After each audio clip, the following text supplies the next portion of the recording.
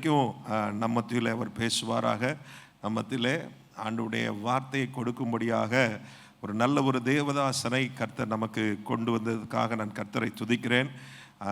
எத்தனை பேருக்கு IEM Indian evangelical mission அந்த ஊழியத்தை குறித்து கேள்விப்பட்டிருக்கிறீங்க? புதுசாக இருக்கலாம். ஆனால் ரொம்ப வருஷமாக நம்முடைய தேசத்தில் பல விதங்களில் ஒரு தாக்கத்தை ஏற்படுத்துகிற ஒரு பெரிய ஒரு மிஷனரி ஸ்தாபனம் IEM. ஆண்டவருக்கு ஸ்தோத்திரம். அநேக தேவதாசர்கள் அநேகர் தியாகமாக தங்களுடைய வாழ்க்கையை அதற்காக அர்ப்பணித்து அந்த ஊழியத்தின் மூலமாக ஆண்டவரை அறியாத எத்தனையோ ஜனங்கள் மத்தியிலே போய் இயேசுவை அறிவிக்கிறதற்காக தங்கள் வாழ்க்கையை ஒப்பு கொடுத்திருக்கிறார்கள். அப்படி பணியாற்றி வருகிறார்கள். ஆண்டவருக்கு ஸ்தோத்திரம். அப்படிப்பட்ட அந்த ஊழிய ஸ்தாபனத்தின் ஜெனரல் செக்ரட்டரியாக இருக்கிறதான ரெவரண்ட் டாக்டர் ராஜாசிங் அவர்கள் நம்ம மத்தியில் இன்றைக்கு வந்திருப்பது பெரிய சந்தோஷம். அவர்களை இந்த கூட்டம் ஒழுங்கு பண்ணப்போ எனக்கு தெரியாது. ஆனால் இடையில் நாங்கள் வேறு ஒரு காரியமாக நம்முடைய மிஷன்ஸ் டிபார்ட்மெண்ட் சார்பாக ஒரு ஜூம் மீட்டிங்கில் அண்ணன் அவர்களை சந்திக்க நேர்ந்தது. அது எங்களுக்கு ரொம்ப சந்தோஷமாக இருந்தது. அவங்க பாளையங்கோட்டைக்கு நான் இந்த வாரம் வரேன்னு சொல்கிறதுக்கு முன்னால் நான் சொன்னேன், இந்த வாரம் எங்கள் சர்ச்சுக்கு வரீங்கண்ணே அப்படின்னு சொன்னேன். ஸோ எங்களுக்கு அது ரொம்ப ஒரு சந்தோஷமாக இருந்தது, ஒரு ஆச்சரியமாக இருந்தது. தேவன் அதன் காலத்தில் சகலத்தையும் நேர்த்தியாய் செய்கிறவராக இருக்கிறார். அல்லேலூயா. ஆண்டவருக்கு ஸ்தோத்திரம். இன்றைக்கு அவர்கள் நம்ம மத்தியில் வந்ததற்காக அவர்களுக்கு நன்றி தெரிவிக்கிறேன். அவர்கள் வந்து கர்த்தருடைய வார்த்தையை கொடுக்க இருக்கிறார்கள். நல்ல கரங்களை தட்டி ஆண்டவருடைய தாசன் அவர்களை நாம் வரவேற்போமாக. கிறிஸ்துவுக்கு அன்பானவர்களே, இந்த காலை தினத்தில் உங்களோடு வந்து உங்களை பார்க்கவும் ஐக்கப்படவும் நம்முடைய ஆராதனையிலே கலந்து கொள்ள ஆண்டவர் தந்த கிருபைக்காக ஆண்டவருக்கு ஸ்தோத்திரம். அருமையான நம்முடைய பாஸ்டர் அவர்கள் சொன்னது போல இவ்வளோ சீக்கிரமாக உங்களை நேரடியாக நான் பார்ப்பேன். குறிப்பாக கடந்த வாரத்திலே நடைபெற்ற ஒரு இந்த ஜூம் மீட்டிங்கிலே பாஸ்டர் பிரேம் அவர்களை பார்க்க ஆண்டவர் கிருபை தந்தார். அப்பொழுது நான் இந்த வாரம் வருகிறேன், அவர்கள் எங்கே இருக்கின்றார்கள் என்று எனக்கு தெரியாது. அப்பொழுது சொன்னார்கள், அண்ணே எங்களுடைய ஆலயத்திற்கு தான் வருகிறீர்கள் என்று. இதனால் உங்களோடு வந்து ஆண்டவருடைய வார்த்தைகளை பகிர்ந்து கொள்வதற்கும் IEM என்கின்ற ஊழியத்தினுடைய சில காரியங்களை உங்களோடு பகிர்ந்து கடந்து செல்ல ஆண்டவர் தந்திருக்கிற வாய்ப்புக்காக ஆண்டவருக்கு துதிகளையும் ஸ்தோத்திரங்களையும் ஏறெடுக்கின்றேன். குறிப்பாக இந்த நாட்களிலே ஆண்டவர் நம்முடைய தேசத்திலே செய்து வருகின்ற உன்னதமான காரியங்களுக்காக ஆண்டவருக்கு நன்றிகளை ஏறெடுக்கிறோம். ஒருவேளை எதிர்ப்புகள் சவால்கள் என்று ஒரு பக்கத்தில் இருந்தாலும், என் சபையை கட்டுவேன் பாதாளத்தின் வாசல்கள் மேற்கொள்வதில்லை என்று சொன்ன அன்பின் ஆண்டவர் அவருடைய சபையை ஒவ்வொரு நாளும் புதிய ஆத்துமாக்களை அவருடைய சமூகத்தில் எடுத்து வந்து இந்த நாளிலும் உங்களுடைய ஆலயத்திலே திருமுழுக்கு ஞானஸ்நானம் நடைபெறுகிறது. இதே போல் இந்தியாவிலே பல இடங்களிலே நடக்க ஆண்டவர் கிருபை தந்திருக்கிறார். கடந்த வாரத்திலே நான் ஒரிசாவிலே சென்று 2 இடங்களிலே சபைகளை புதிதாக கட்டப்பட்ட சபைகளை திறக்க ஆண்டவர் கிருபை தந்தார். ஆண்டவர் சித்தமானால் வருகின்ற வாரத்தில் இன்னொரு பகுதியிலே ஒரிசாவிலே சென்று 2 ஆலயங்களை ஆண்டுடைய நாமத்தினாலே பிரதிஷ்டை செய்ய செல்கிறேன். எதற்காக இவைகளை சொல்கிறேன் என்றால், இன்றைக்கு ஒருவேளை அநேக நேரங்களிலே நம்முடைய வாழ்க்கையில் பல விதமான சத்தங்களை நாம் கேட்டு வரும் பொழுது ஆண்டவர் இந்த நாட்களிலும் செயல்படுகிறாரா என்ற ஒரு கேள்வி நமக்குள்ளாக வரும் பொழுது ஆண்டவர் அவர் செயல்படுகிறார்.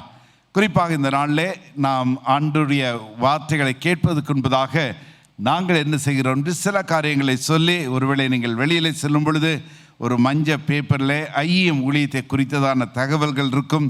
அவைகளை நீங்கள் பெற்று செல்வீர்கள் என்றால் நன்றாக இருக்கும். 1947ஆம் ஆண்டில் இந்திய தேசத்திலே விடுதலை பெற்ற பின்பதாக இந்தியாவிலிருந்து வெளிநாட்டிலிருந்து அநேக மிஷனரிகள் வந்தார்கள். அதன் பின்பதாக அவர்கள் தங்களுடைய தாயகம் கட்டாயமாக செல்ல வேண்டிய ஒரு சூழல். ஏனென்றால் அவர்களுக்கு கொடுக்கப்பட்ட விசாவானது மறுக்கப்பட்டது. அந்த காலகட்டத்திலே நம்முடைய தேசத்திலே ஒருவேளை சபைகள் வளர்ந்து கொண்டு வருகின்ற நேரத்திலே அதிகமாக நாம் வெளிநாட்டு ஊழியர்களை நாம் சார்ந்திருந்த காலகட்டங்கள். எனவேதான் அப்படிப்பட்ட நேரத்திலே அடுத்ததாக எவ்வாறாக நற்செய்தி செல்ல முடியும் என்ற ஒரு பெரிய கேள்வி நம்முடைய தேசத்திற்குள்ளாக வந்தது. வட இந்திய பகுதியிலே பல இடங்களிலே பள்ளிக்கூடங்கள் மூடப்பட்டன, மருத்துவமனைகள் மூடப்பட்டன, ஏன் தென்னிந்தியாவிலும் மூடப்பட்டன. ஒருவேளை இன்றைக்கு ஒரு புள்ளியலை நாம் எடுத்துக்கொள்வோம் என்றால், அன்றைக்கு வெளிநாட்டு நண்பர்கள் நம்முடைய தேசத்திலே ஆண்டுடைய ஊழியத்தை செய்யும் பொழுது 1300 மருத்துவமனைகள் வேகமாக இயங்கி கொண்டிருந்தன. இன்றைக்கு ஒருவேளை நம்முடைய புராட்டஸ்டன்ட் சபை என்று சொல்கிறோம் அல்லவா, சீர்திருத்த திருச்சபையின் மூலமாக 200 மருத்துவமனைகளே நடந்து கொண்டிருக்கின்ற. அப்படி என்றால் 1100 மருத்துவமனைகள் இன்றைக்கும் மூடப்பட்ட நிலைமையில் இருக்கிறது உண்மையான ஒரு சூழல். இது நான் ஏதோ வெளியிலிருந்து சொல்லவில்லை. இன்றைக்கு சில நாட்களுக்கு முன்பதாக கிடைத்த புள்ளிய விவரம்.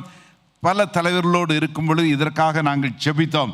அப்படிப்பட்ட சூழ்நிலையில் நம்முடைய தேசத்திலே எவ்வாறாக நற்செய்தி எடுத்து செல்ல வேண்டும் என்ற ஒரு பெரிய கேள்வி இருக்கும் பொழுது 1952ஆம் ஆண்டிலே அதை தொடர்ந்து அந்த நாட்களில் ஆண்டவருடைய கிருபையினாலே விடுமுறை வேதாகம் பள்ளி VBS என்ற இயக்கம் ஆரம்பிக்க ஆண்டவர் கிருபை தந்தார். குறிப்பாக கோயில்பட்டி பகுதியிலே அந்த நேரத்திலே ஆண்டவர் பல வாலிபர்களை இந்த ஊழியத்திலே அழைத்து வரும்.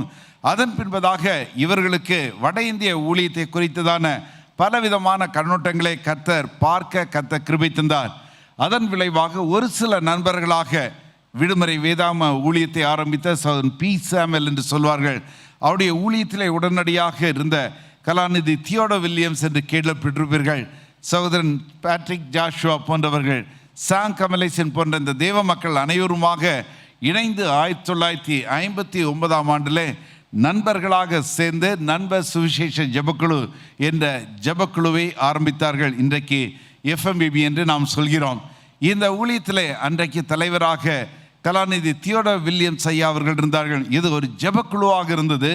இன்னும் நாம் ஊழியர்களை அனுப்ப வேண்டும் என்ற ஒரு தாக்கம் இன்னும் அதிகமாக வந்தது. ஏனென்றால் எத்தனையோ மக்கள் ஆண்டவரை ஏற்றுக்கொள்ளாமல் இந்தியாவிலே 4635 வகையான மக்கள் கூட்டங்கள் இருக்கின்றார்கள். அவர்களுக்கு அப்படிப்பட்ட கூட்டத்திற்கு தனிப்பட்ட கலாச்சாரம் உண்டு.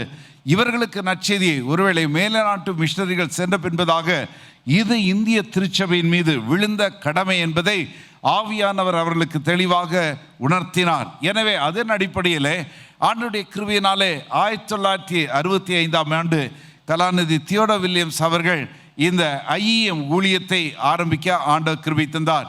எல்லா மனுஷருக்கும் நற்செய்தியை செல்ல வேண்டும், எல்லா மக்கள் கூட்டங்கள் மத்தியிலும் சபைகளை உருவாக்க வேண்டும் என்ற தரிசனத்திலே கடந்த 60 ஆண்டு காலமாக இந்தியாவிலே எல்லா மாநிலத்திலும் ஒரு சில நண்பர்கள் இந்தியாவினுடைய வெளிநாடுகளிலே ஆப்பிரிக்கா மற்றும் தாய்லாந்து போன்ற இடங்களிலே எங்களுடைய ஊழியர்கள் செய்ய ஆண்டவர் கிருபை தந்திருக்கிறார். இன்றைக்கு 227 வகையான ஆதிவாசி மக்கள் கூட்டங்களிலே ஆண்டவருடைய ஊழியத்தை செய்ய ஆண்டவர் எங்களுக்கு உதவி தந்திருக்கிறார். ஒருவேளை இந்த காலை தினத்தில் நாம் பார்ப்போம் என்றால் இந்த மக்கள் மத்தியில் இந்நாள் வரையிலும் சபைகள் இல்லாத இடத்துல இன்றைக்கு அந்த மக்கள் கூட்டங்கள் மத்தியிலே ஆண்டவரே இயேசுவே என்று அறிக்கை செய்கின்ற கூட்டத்தை காண ஆண்டவர் கிருபை தந்தார். இந்த மக்களுக்கு நற்செய்தியை யார் எடுத்து செல்கின்றார்கள்? ஆண்டவருடைய கிருபையினாலே IEMல இருக்கிற 1000க்கும் மேற்பட்ட ஊழியர்கள் எல்லா சபைகளை சார்ந்தவர்கள். IEM ஊழியம் ஒரு சபையை சார்ந்த ஊழியம் அல்ல, பல சபைகளை சார்ந்த மக்கள் உண்டு. எனவே 2 காரியங்கள். ஒன்று, ஆண்டவருடைய கிருபையினாலே ரட்சிக்கப்பட்டிருக்க வேண்டும். ரெண்டாவதாக எங்கும் ஆண்டவருடைய ஊழியத்திற்காக எந்த இடத்திற்கும் நாங்கள் செல்கிறோம் என்ற அர்ப்பணிப்பில் இருக்கின்ற மக்கள் வேண்டும். எனவே இந்த 2 காரியங்களும் மனதிலே வைத்துக்கொண்டு இன்றைக்கு ஆண்டவருடைய கிருபையினாலே பலர் இந்த ஊழியத்திலே வந்து குறிப்பாக கலாச்சாரங்களை கடந்து சென்று ஊழியங்களை செய்ய ஆண்டவர் கிருபை தந்திருக்கிறார். எனவே என்னுடைய ஊழியர்கள் ஒரு இடத்திற்கு செல்லும் பொழுது அந்த புதிய மொழியை கற்றுக்கொள்ள வேண்டும், புதிய கலாச்சாரத்தை எடுத்துக்கொள்ள வேண்டும், அந்த மக்கள் மத்தியிலே அவர்கள் தங்க வேண்டும். சில இடங்களிலே 1 ஆண்டிலே சபைகள் வருவதுண்டு, சில இடங்களில் 20 ஆண்டுகள் நாங்கள் காத்திருக்க வேண்டும். கடந்த மே மாதத்திலே 17 பேர் தங்களுடைய பயிற்சியை முடித்து 10 இடங்களுக்கு நாங்கள் அனுப்பினோம். இப்பொழுதும் 20 பேர் பயிற்சியை எடுத்துக்கொண்டிருக்கின்றார்கள். ஆண்டவருடைய கிருபையினாலே இந்த ஆண்டிலே 10 இடங்களிலே புதிதாக ஊழியங்களை ஆரம்பிக்க ஆண்டவர் கிருபை தந்தார். எதற்காக இவர்களை சொல்கிறேன் என்றால் ஆண்டவர் நமக்கு முன்பதாக திறந்த வாசலை அவர் வைத்திருக்கின்றார். அன்பான தெய்வ மக்களே, இந்த நாட்களிலே நாம் செய்ய வேண்டிய இந்த ஊழியம் இன்னும் அதிகமாக ஆண்டவர் நமக்கு தந்திருக்கின்றார். எனவே தான் சபைகளோடு இணைந்து செய்ய ஆண்டவர் உதவி தந்திருக்கிறார். சில ஆண்டுகளாக நம்முடைய அசம்பிளிஸ் ஆஃப் காட் சபையோடு இணைந்து பங்காளித்துவத்திலே சில காரியங்களை நாங்கள் செய்ய கர்த்தர் கிருபை தந்தார். ஆண்டவருடைய கிருபையினாலே கலாச்சாரங்களை கடந்து எவ்வாறாக அசம்பிளிஸ் ஆஃப் காட் திருச்சபை ஊழியங்களை எடுத்து செல்ல வேண்டும் என்ற கருத்தரங்கு 2013ஆம் ஆண்டிலே நாங்கள் நடத்தினோம். அதன் விளைவாக அநேக புதிய இடங்களிலே ஊழியங்களை ஆரம்பிக்க ஆண்டவர் கிருபை தந்தார். கடந்த சில ஆண்டுகளாக எவ்வாறாக நாம் அயல் நாடுகளில் நம்முடைய இந்தியர்கள் மற்ற இடங்களில் சென்று ஆண்டவருடைய ஊழியத்தை செய்ய வேண்டும். இந்த ஜூலை மாதத்திலே சவுத் ஏஷியா அசம்பிளிஸ் ஆஃப் காடுடைய கன்சல்டேஷனில் அடியன் சென்று ஆண்டவருடைய வார்த்தைகளை பகிர்வோம். என்னோடு இருந்த உடன் ஊழியர்கள் குறிப்பாக ஆண்டவரை அறியாத மக்கள் மத்தியிலே எவ்வாறாக வேதாகமத்தை நாம் மொழிபெயர்க்கிறோம். ஒருவேளை இன்றைக்கு தமிழ் ஆங்கிலத்திலே பல வேதாகம் உண்டு. How to translate God's word. இன்றைக்கு 59 மொழிகளிலே நாங்கள் வேதாகமத்தை மொழிபெயர்க்கின்றோம். அதன் அடிப்படையில் தான் நம்முடைய பாஸ்டர் அவர்களும் மற்ற அவர்களோடு இருக்கின்ற பொறுப்பாளராக இருக்கின்ற நம்முடைய அசம்பிளிஸ் ஆஃப் காட் பாஸ்டர்ஸும் எங்களை சந்தித்தார்கள் கடந்த வாரத்தில். எனவே நம்முடைய தேசத்திலே ஆண்டவர் அநேக மொழிகள் 1652 மொழிகளை சார்ந்த நம்முடைய தேசத்திலே 87 மொழிகளில் மட்டுமே முழு வேதாகம் உண்டு. இன்னொரு 98 மொழிகளிலே பழைய புதிய பாட்டினுடைய முழுதுமாக உண்டு. இன்னொரு 150 மொழிகளிலே சில பாகங்கள் உண்டு. வருகின்ற டிசம்பர் 5ஆம் தேதி ஆண்டவர் சித்தமானால் பஞ்சாரா என்று லம்பாடா என்ற மக்கள் உண்டு. கடந்த பல ஆண்டுகளாக நாங்கள் வேதாகமத்தை மொழிபெயர்த்து புதிய ஏற்பாடும் பழைய ஏற்பாடும் இணைந்து முழு வேதாகமத்தையும் இந்த மக்களுடைய கரத்திலே நாங்கள் ஹைதராபாத்திலே கொடுக்க இருக்கின்றோம். Bible society of India IEM இணைந்து இந்த பணிகளை நாங்கள் செய்கின்றோம். இவ்வாறாக ஆண்டவருடைய பணிகளை செய்ய கர்த்தர் கிருபை தந்திருக்கிறார். இன்னும் அநேக திறந்த வாசல்கள் உண்டு. இன்றைக்கு தேவை என்ன தெரியுமா? ஆட்கள் தேவை. எங்களுடைய ஊழியர்கள் எங்கிருந்து வருகின்றார்கள்? சபைகளிலிருந்து வருகின்றார்கள். இந்த ஊழியம் எவ்வாறாக தாங்கப்படுகிறது? சபையின் மூலமாகவே தாங்கப்படுகிறது. எனவே ஒவ்வொரு குடும்பங்களும் சபையின் மூலமாக கொடுக்கின்ற காணிக்கைகள் மூலமாக இன்றைக்கு ஆண்டவர் அவருடைய சபையை கட்ட கிருபை தந்திருக்கிறார். தொடர்ந்து எங்களுக்காக நீங்கள் ஜெபித்துக் கொள்ளுங்கள். பல மொழிகளிலே எங்களுடைய அருட்பணி என்ற புத்தகம் உண்டு. நீங்கள் ஒருவேளை வெளியிலே செல்லும் பொழுது அந்த புத்தகத்திற்கு வேண்டுமென்றால் நீங்கள் உங்களுடைய விலாசங்களை கொடுங்கள். இல்லாவிட்டால் இங்கு அருமையான எங்களுடைய ஊழியத்தில் இணைந்து உதவி செய்கின்ற அருமையான சகோதரர் வெஸ்லி உங்களுடைய சபையை சார்ந்தவர் உண்டு. அவர்களோடு நீங்கள் தொடர்பு கொள்ளும் பொழுது கர்த்தர் பெரிய காரியங்களை செய்வாராக. தொடர்ந்து அவருடைய நாமம் மகிமைப்படட்டும். இந்த நாளிலே ஆண்டுடைய செய்திக்கு நேராக நாம் கடந்து செல்வோம். அடிக்கடி நாம் சிந்திக்கின்ற இல்லாவிட்டால் எடுத்து பேசுகின்ற ஒரு திருமறை பகுதியை எடுத்துக்கொண்டு விசேஷமாக அப்போஸ்தலர் நடவடிக்கையிலிருந்து நாம் ஆண்டுடைய வார்த்தைகளை இன்றைக்கு நாம் கேட்போம். இன்றைக்கு நான் கொடுத்திருக்கின்ற தலைப்பு என்னவென்றால் பரிசுத்த ஆவியானவரும் சாட்சி பகரும் வாழ்வும். பரிசுத்த ஆவியானவரும் சாட்சி பகரும் வாழ்வும் என்ற தலைப்பின் கீழாக ஆண்டுடைய வார்த்தைகளை நாம் கேட்போம். அதற்கு முன்பதாக தலைகளை தாழ்த்தி ஜெபம் செய்வோம். எங்களை நேசிக்கிற அன்பின் ஆண்டவரே, இந்த நாளுக்காக நாங்கள் நன்றியோடு உம்மை ஸ்தோத்திரிக்கிறோம். உடைய வார்த்தைகளை நாங்கள் கேட்க உம்முடைய சமூகத்தில் அமர்ந்திருக்கின்றோம். கர்த்தாவே, சொல்லும் அடியார்கள் கேட்கிறோம் என்ற அர்ப்பணிப்போடு நாங்கள் அமர்ந்திருக்கிறோம். நீர் பேசுவதற்கு எங்களுடைய வாழ்க்கையை நாங்கள் கொடுக்க, அதன் மூலமாக அன்பின் ஆண்டவரே, ஒருவேளை நாங்கள் இந்த நற்செய்தியை மக்களுக்கு எடுத்து செல்வது தூர இடங்கள் மட்டுமல்ல, சமீபத்திலும் அருகாமையிலும் இருந்து நாங்கள் செய்ய உம்முடைய கிருபையும் ஆற்றலையும் நீர் எங்களுக்கு தந்து கிருபை தரும்படியாய் இயேசு மூலம் கேட்கிறோம் நல்ல பிதாவே, ஆமென். உயிர்த்தெழுந்த அன்பின் ஆண்டவர் தன்னுடைய சீடர்களுக்கு கொடுத்த உன்னதமான ஒரு கட்டளை என்னவென்றால், நீங்கள் பரிபூர்ணமாக பெற்ற இந்த நற்செய்தியை, நற்செய்தி என்று சொல்லும் பொழுது என்ன, பாவத்திலிருந்து விடுதலை பெற்ற மக்கள் நம்முடைய வாழ்க்கையில இயேசு கிறிஸ்துவின் மூலமாக வந்த மகிழ்ச்சியை மற்றவர்களோடு இயேசு கிறிஸ்து உயிர்த்தெழுந்ததினாலே கொடுக்க வேண்டும். இந்த நற்செய்தி எல்லா மக்களுக்கும் செல்ல வேண்டும் என்று ஆண்டவர் சகல சிருஷ்டிகளுக்கும் நற்செய்தி சொல்லி சீஷராக்கும்படியாக சீடர்களுக்கு ஆண்டவர் கட்டளை கொடுத்தார். அந்த நற்செய்தியை தான் சபையாக பொறுப்பெடுத்து செய்ய ஆண்டவர் கிருபை தந்திருக்கிறார். அப்போஸ்தலர் நடவடிக்கைகள் 1ஆம் அதிகாரம் 8ஆம் வசனத்திலே ஆண்டவர் சீஷர்களுக்கு கொடுக்கின்ற ஒரு உன்னதமான கட்டளை என்னவென்றால், பரிசுத்த ஆவி உங்களிடத்தில் வரும்பொழுது நீங்கள் பலனடைந்து எருசலேமிலும் யூதேயா முழுவதிலும் சமாரியாவிலும் பூமியின் கடைசி வரையிலும் எனக்கு சாட்சிகளாக இருப்பீர்கள் என்று ஆண்டவர் சொல்கின்றார். எனவே பரிசுத்த ஆவியை பெற்ற மக்களாகிய நாம் நற்செய்தி சொல்லும்படியாக ஆண்டவர் அழைக்கின்றார். எனவே இந்த நற்செய்தி, இந்த ராஜ்யத்தினுடைய நற்செய்தி எங்கும் செல்ல வேண்டும் என்று ஆண்டவர் நம்மிடத்தில் எதிர்பார்க்கின்றார். ஒருவேளை இந்த பரிசுத்த ஆவியானுடைய செயல்பாடுகள் எவ்வாறாக நம்முடைய வாழ்க்கையில செயல்படுகிறார் என்று ஒருவேளை அதனுடைய விளக்கத்தை ஆரம்ப நேரத்திலே நாம் சிந்திப்பது, மீண்டுமாக ஞாபகப்படுத்துவது மிக முக்கியமாக இருக்கிறது.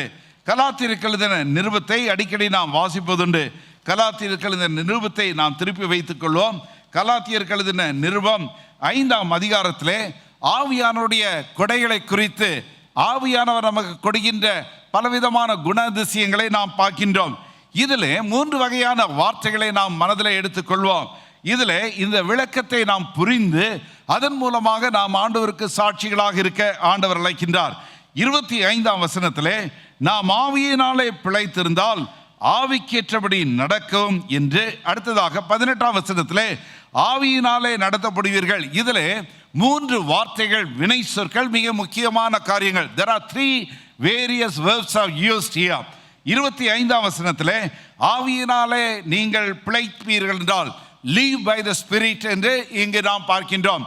live by the spirit, ஆவியானவராலே பிழைக்கப்படுதல் என்று நாம் சொல்லும் பொழுது எபேசியர்களின் நிருபம் 2ஆம் அதிகாரம் 1ஆம் 2ஆம் வசனத்திலே நாம் பார்க்கும் பொழுது, முன்பு நீங்கள் பாவத்திற்கும் அக்கிரமத்திற்கும் அடிமையாய் இருந்த நீங்கள் இப்பொழுது கிறிஸ்துவுக்குள்ளாக பிழைக்கப்பட்டீர்கள். அப்படி என்று சொல்லும் பொழுது என்ன, ஒரு காலத்திலே பாவத்தை குறித்ததான பயமற்ற நம்முடைய வாழ்க்கையில ஒரு நாள்ல ஆவியானவர் நமக்குள்ளாக செயல்பட்டது நிமித்தமாக நம்முடைய ஆவியும் பரிசுத்த ஆவியானவரும் நமக்குள்ளாக செயல்பட்டது நிமித்தமாக, எனவேதான் ரோமருக்கு எழுதின நிருபம் 8ஆம் அதிகாரம் 16ஆம் வசனத்திலே நாம் பார்க்கின்றோம், பரிசுத்த ஆவியானவர்தாமே நம்முடைய ஆவிக்குள்ளாக நாம் ஆண்டவருடைய பிள்ளைகள் என்று அவர் சாட்சி கொடுத்தார். It is the Holy Spirit who testifies in our spirit that we are the children of God. நாம் ஆண்டவருடைய பிள்ளைகள் என்று யார் அறிக்கை செய்வது? பரிசுத்த ஆவியானவர். எனவே பாவத்தை குறித்து கண்டித்து உணர்த்தப்படுகின்ற நேரத்தில் நம்முடைய ஆவியை ஆவியானவர்களுக்காக கொடுத்து செயல்பட நம்முடைய வாழ்க்கையை கொடுக்கின்ற நேரத்தில் ஆண்டவர் நமக்குள்ளாக வந்து பாவ அறிக்கை செய்வது நிமித்தமாக நாம் அவருடைய பிள்ளைகள் என்று அறிக்கை செய்து அதன் பின்பதாக நாம் பிழைக்கப்பட்ட நிலைமைக்குள்ளாக வருகிறோம். அந்நாள் வரையிலும் மனசாட்சி என்பது மடிந்து செத்து கொண்டிருந்தது. ஆனால் ஆவியானவரை நாம் பெற்ற பின்பதாக நம்முடைய வாழ்க்கையிலே அதை தான் நாம் ஆவியானவரை பெறுகின்ற உன்னதமான ஒரு அனுபவம். ஆவியானவருக்கு நம்முடைய வாழ்க்கையை கொடுத்து நாம் பிழைக்கப்படுதல், இதை தான் பவுல் இங்கு சொல்கிறார்.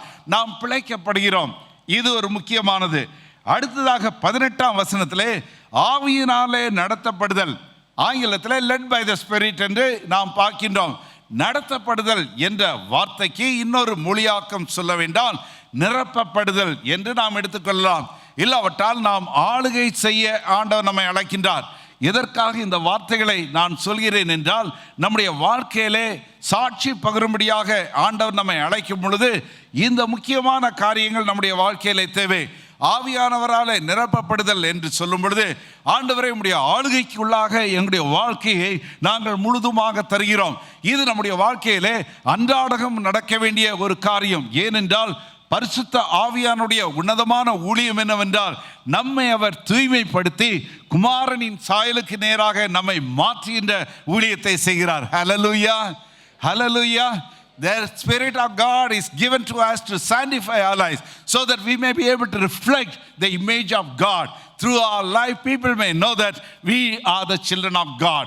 அன்பான தெய்வ மக்களே, அநேக இடங்களிலே நாம் நேரடியாக சாட்சி சொல்ல முடியாது. ஆனால் குமாரனின் சாயலை தரித்த மக்களாக நாம் இருக்கும் பொழுது நம்முடைய வாழ்க்கை என்பது ஒரு மாற்றத்திற்குள்ளாக இருக்கும் பொழுது நம்மை பார்க்கின்ற மக்கள் கிறிஸ்துவையும் அவருடைய சாயலையும் தரித்த மக்கள் என்று கண்டுகொண்டு அதன் மூலமாக ஆவியானவராலே நிரப்பப்பட்ட அந்த உன்னதமான அனுபவத்திற்குள்ளாக இருக்கின்ற நம் வாழ்க்கை சாட்சி கொடுக்கும். எனவேதான் ஆவியானவராலே நடத்தப்படுதல் நம்முடைய வாழ்க்கையிலே, ஆவியானவருடைய ஆளுகைக்குள்ளாக நம்முடைய வாழ்க்கை இருக்கின்ற நேரத்திலே அன்பான தெய்வ மக்களை, நம்முடைய வாழ்க்கையிலே அவர் பெருக நான் சிறுக, ஒவ்வொரு நாளும் நம்முடைய சுயம் சிலுவையிலே அறையப்பட்டு கடந்து செல்ல ஆண்டவர் நமக்கு தருகிறார் கிருபைகளை. ஒருவேளை சபைகளிலே நாம் பல இடங்களுக்கு செல்வதுண்டு. இன்றைக்கு அனுதினமும் நம்முடைய வாழ்க்கையிலே நடக்க வேண்டிய ஒரு காரியம் என்னவா? நாம் அனைவருமாக ஆண்டவருடைய சமூகத்தில் கொடுத்து, ஆண்டவரே உம்முடைய ஆளுகைக்கு என்னுடைய வாழ்க்கையை நான் தருகிறேன். என்னுடைய வாழ்க்கையிலே கரைப்பட்ட பகுதிகள் எல்லாம் ஆண்டவரே உம்மாலே முழுதுமாக அது சுத்தமாக்கப்பட நீர் வரும்பொழுது கரையற்றவர்களாக பிழையற்றவர்களாக நாங்கள் நிற்க எங்களுக்கு கிருபை தாரும் என்று சொல்வோமா? அதுதான் நம்முடைய வாழ்க்கையினுடைய சாட்சி. மூன்றாவதாக இன்னொரு வார்த்தை பயன்படுத்தப்படுகிறது 25ஆம் வசனத்திலே, ஆவிக்கேற்றபடி நடக்கும், ஆங்கிலத்திலே வாக் இன் தி ஸ்பிரிட். அப்படி என்றால் நம்முடைய வாழ்க்கையில் அனுதினமும் பலவிதமான கோணங்களிலே சூழ்நிலைகளிலே நாம் தீர்மானங்களை எடுக்க வேண்டும். வழி இதுவே, இதில் நடவுங்கள் என்று சொல்கின்ற ஆண்டவருடைய சத்தத்தை ஆண்டவருக்குள்ளாக ஆவியானவருடைய நிறைவோடு இருக்கும் பொழுது வாழ்க்கையினுடைய அநேக சூழ்நிலைகளிலே சவால்கள் வரக்கூடும். நம்மை பலப்படுத்துவார். நம்முடைய வாழ்க்கையிலே தோற்று போகின்ற விழுந்து போகின்ற நேரங்கள் உண்டு. அப்பொழுது நம்மை அவர் தேற்றுவார். வாழ்க்கையிலே ஒருவேளை நாம் குறுக்கான வழியிலே சென்று வாழ்க்கையிலே தேவையான காரியங்களை அடைவதற்கான வாழ்க்கை வசதிகள் இருக்கும் பொழுது அந்த நேரத்திலே தவறை கண்டித்து உணர்த்துகின்ற ஆவியானவராக இருக்கின்றார். நம்மளோடு அவர் பயணித்து நமக்குள்ளாக வாசம் செய்கின்ற ஆண்டவராக இருக்கிறார். அன்பான தேவ மக்களே, ஒருவேளை சாட்சிகளாக இருக்க வேண்டும் என்ற ஒரு ஆவல் நமக்குள்ளாக இருக்கும் பொழுது, எனவேதான் பவுல் இந்த காரியத்தை குறித்து அதிகமாக தெளிவாக எழுதுவதை நாம் பார்க்கின்றோம். இவ்வாறாக நம்முடைய வாழ்க்கையிலே ஆவியானவராலே பிழைக்கப்பட்டு ஆவியானவரை நடத்தப்பட்டு ஆவியானவராலே முழுதுமாக நம்முடைய வாழ்க்கையை கொடுத்து செயல்படுகின்ற நேரத்திலே ஆண்டவர் நம்மை சாட்சிகளாக வைக்கின்றார். திரும்பமாக நாம் அப்போஸ்தலர் நடவடிக்கைகள் 1ஆம் அதிகாரத்திற்கு நேராக செல்வோம். இதில் நாம் பார்க்கின்ற ஒரு காரியம் என்னவென்றால், ஆவியானவர் நமக்குள்ளாக வரும் பொழுது நீங்கள் எருசலேம், யூதேயா, சமாரியா, உலகத்தின் கடைசி வரையும், ஒருவேளை ஆரம்ப நாட்களிலே நம்முடைய ஆதி திருச்சபையிலே நாம் பார்க்கும் பொழுது ஆண்டவரை ஏற்றுக்கொண்ட அனைவரும் ஆண்டவருக்கு சாட்சிகளாக இருந்தார்கள். அதற்கு அழைப்பே தேவையில்லை. ஒருவேளை இன்றைக்கு சொல்லுவாங்க ஊழியத்தை செய்யணும்னா அழைப்பு. அன்பான தேவ மக்களே, நாம் ஆசாரிய கூட்டமாக ஆண்டவர் அழைத்திருக்கிறார். எனவே ஆசாரிய கூட்டம் என்று சொல்லும் பொழுது என்ன, ஆண்டவருக்காக அழைக்கப்பட்ட நிலைமையிலே, ஒருவேளை கிரேக்க மொழியிலே சொல்லும் பொழுது சபை என்று சொல்லும் பொழுது என்னவென்றால் எக்லீசியா என்று சொல்வார்கள். The called out community is known as the church. அழைக்கப்பட்ட மக்களே, ஆண்டுடைய கிருபையினாலே ரட்சிக்கப்பட்ட மக்களே, இயேசுவின் மீது நம்பிக்கை வைத்து ஆவியானுடைய ஆளுகைக்கு கொடுக்கப்பட்ட மக்களே அழைக்கப்பட்டவர்கள். எனவே ஆண்டவர் நமக்குள்ளாக வரும் பொழுது நம்முடைய வாழ்க்கையில் இந்த நற்செய்தி ஊழியமானது, சாட்சி பகிர்கின்ற காரியமானது சொல்லி செய்கின்ற காரியம் அல்ல. இது நம்முடைய வாழ்க்கையில் இயல்பாக நடக்க வேண்டிய காரியம். எனவே நம்முடைய வாழ்க்கையை பார்க்கும் பொழுது ஆதி திருச்சபையிலே அனைவரும் ஆண்டவருக்கு சாட்சிகளாக பல கோணத்திலே இருந்ததை நாம் பார்க்கின்றோம். ஒருவேளை வெளிநாட்டு ஊழியர்கள் ஏன் நம்முடைய தேசத்திற்கு வந்தார்கள் சற்று பாருங்கள். இன்றைக்கு ஒருவேளை நம்முடைய திருநெல்வேலி பகுதியை நாம் எடுத்துக்கொண்டால் பெரிய பெரிய சபைகள் இருக்கின்றன, பெரிய இடங்களில் அநேக இடங்கள் இருக்கின்றன. அன்றைக்கு வெளிநாடுகளிலிருந்து வந்த ஊழியர்கள் எதற்காக வந்தார்கள்? அன்றைக்கு நான் பல நாடுகளுக்கு சென்று பல இடங்களில் ஆய்வு செய்ததுண்டு. அதில் குறிப்பாக வெளிநாடுகளிலிருந்து வந்த சபைகளில் 3 வகையான கவுன்சில் இருந்ததாம். இதுதான் சரித்திரம் சொல்கிறது. எவ்வாறாக ஒருவேளை இன்றைக்கு நம்ம பார்த்தோன்னா ஏதோ வெளிநாட்டு மக்கள் வாங்கி நிறைய ப்ராப்பர்ட்டிஸ் இடங்கள் எல்லாம் நம்முடைய இடங்கள் இருக்குது. ஒருவேளை சிஎஸ்ஐயாக இருக்கலாம், மற்ற சபைகளாக இருக்கலாம், ஏன் நம்முடைய அசெம்பிளி ஆஃப் காட் சபையிலும் பல இடங்களில் உண்டு. எவ்வாறாக அவர்கள் இந்த ஊழியத்தில் இந்த வார்த்தையை எடுத்து செய்தார்கள். இந்த 3 கவுன்சில், ஒன்று என்னவென்றால் சர்ச் கவுன்சில். அந்த சர்ச் கவுன்சில் என்று சொல்லும் பொழுது நம்முடைய சபையில் நடக்கின்ற ஊழியங்கள், லோக்கலில் நடக்கிற ministries, maintenance of the church, இந்த காரியங்கள் சர்ச் கவுன்சில். ரெண்டாவதாக ஹோம் கவுன்சில் என்று சொல்வார்கள். ஹோம் கவுன்சில் என்று சொல்லும்போது அருகாமையில் கிளை சபைகளை உருவாக்கின்ற ஊழியத்தை அவர்கள் செய்வார்கள். மூன்றாவதாக ஃபீல்ட் கவுன்சில் என்று சொல்வார்கள். அப்படி என்றால் கலாச்சாரங்களை கடந்து வெளிநாடுகளில் சென்று ஊழியத்தை செய்கின்றார். அப்பொழுது சபையில் எவ்வாறாக காணிக்கை கொடுக்கப்பட்டது? உள்ளாக நடக்கின்ற ஊழியத்திற்கு 25% அந்த சதவீதத்தை வைத்து அவர்கள் சபை மெயின்டெனன்ஸ், ரெகுலர் மினிஸ்ட்ரி நடத்தினார்கள். இன்னொரு 30% ஹோம் கவுன்சில், அருகாமையில் கிளை சபைகளை உருவாக்கின்ற ஊழியத்தை செய்தார்கள். இன்னொரு 40% என்ன செய்தார்கள் என்றால், வெளிநாடுகளுக்கு ஊழியர்கள் செல்வார்கள் அல்லவா, அவர்களுக்காக செலவு செய்தார்கள். நம்முடைய ஊழியர்கள் அங்கு செல்வார்கள், நற்செய்தியை சொல்வார்கள், மக்கள் ஆண்டவருக்குள்ளாக வருவார்கள். படிப்பதற்கு இடம் இருக்காது, பள்ளிக்கூடத்தை ஆரம்பிக்க வேண்டும், மருத்துவமனை ஆரம்பிக்க வேண்டும், அவர்களுக்காக வேதாகம் கல்லூரியை நாம் ஆரம்பிக்க வேண்டும். இப்படியெல்லாம் ஒருவேளை இன்றைக்கு நாம் இங்கே பார்க்கும் என்றால் சாரா டக்கர் இந்திய நாட்டிற்கு வந்ததே கிடையாது என்பார்கள் அந்த அம்மா.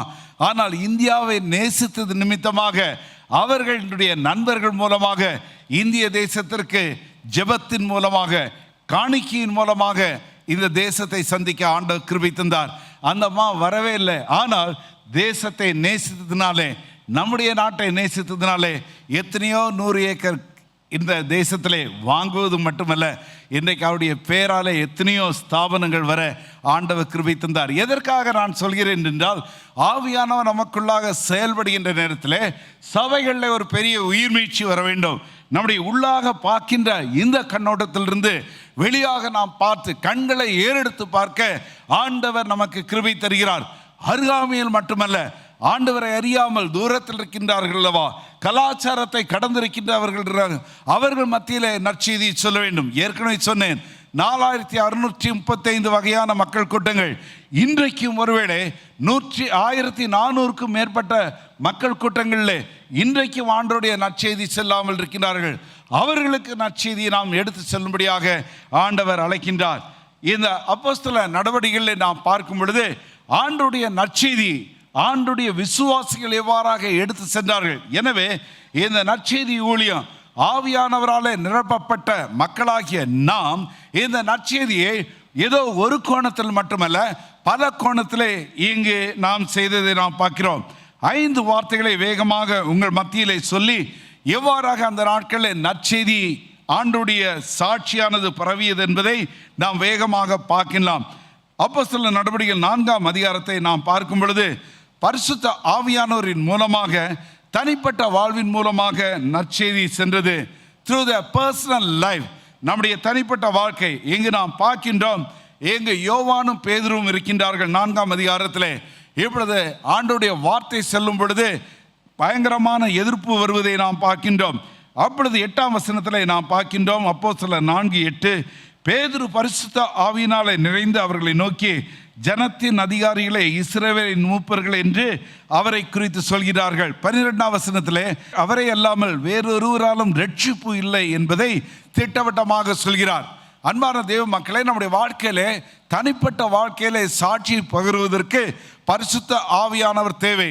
எதிர்ப்புகள் உண்டு. ஏனென்றால் ஒரே ஒரு நம்பிக்கை, ஆண்டவராகிய இயேசு கிறிஸ்துவின் மூலமாக மட்டுமே விசுவாசிக்கும் பொழுது ஆவியானவரினுடைய கிரியினாலே நமக்கு மீட்பு உண்டு, ரட்சிப்பு உண்டு என்பதை இந்த உலகத்தில் சொல்லும் பொழுது ஏற்றுக்கொள்வதற்கு மக்கள் கிடையாது. ஏனென்றால் பல நிலைமைகளிலே மீட்பு உண்டு என்ற நம்பிக்கைக்குள்ளாக இருக்கின்ற அந்த காலகட்டத்திலே, அன்பான தேவ மக்களே, நாம் ஆண்டவருக்கு சாட்சிகளாக அறிக்கை செய்யத்தக்கதாக இயேசுவே ஆண்டவர் என்று அறிக்கை சொல்வதற்கு தைரியத்தை ஆண்டவர் தருகிறார். எனவேதான் இங்கு நாம் பார்க்கின்ற காரியம், பேதுரு பரிசுத்த ஆவியினாலே நம்முடைய தனிப்பட்ட விதத்திலே ஆண்டவரை அறிக்கை செய்யத்தக்கதாக எதிர்ப்புகள் வருகின்ற நேரத்தில் பலத்தோடு தைரியத்தோடு நிற்பதற்கு ஆவியானுடைய நிறைவு நமக்கு தேவை. அது மட்டுமல்ல, அதே அதிகாரத்திலே 30ஆம் வசனத்திலே நாம் பார்க்கும் பொழுது ஆண்டவர் அற்புதங்களை, அடையாளங்களை இவர்கள் மூலமாக செய்தார். நம்முடைய தனிப்பட்ட வாழ்க்கையிலே பல காரியங்களை பார்க்கின்றோம். ஒன்று, அறிக்கை செய்வதற்கு நம்முடைய தனிப்பட்ட வாழ்க்கையிலே ஆவியானவர் தேவை. ஆண்டவர் நம்முடைய சித்தத்தை, அவருடைய சித்தத்தை ஒவ்வொருவருக்கும் கொடுத்திருக்கின்றார். God has given His will, His purpose to everyone. ஆவியானவர் எதற்காக கொடுக்கப்பட்டிருக்கின்றார்? ஒன்றே, நம்மை முழுதுமாக அவருடைய கிருபையினாலே ரட்சிக்கப்பட்டது மட்டுமல்ல, நாம் நம்முடைய வாழ்க்கையில தூய்மைப்படுத்த, பரிசுத்தப்படுத்துவது மட்டுமல்ல, அவருக்கு நாம் சாட்சிகளாக இருக்கும் பொழுது ஒவ்வொருத்தருக்கும் ஆண்டவர் அவருடைய கிஃப்ட்ஸை கொடுத்திருக்கின்றார், அருட்கொடைகளை கொடுத்திருக்கின்றார். ஆண்டவருடைய சித்தத்தை செய்வதற்கு ஆண்டவர் நமக்கு கொடுத்திருக்கின்ற இந்த உன்னதமான கொடைகளை நாம் பயன்படுத்த வேண்டும்.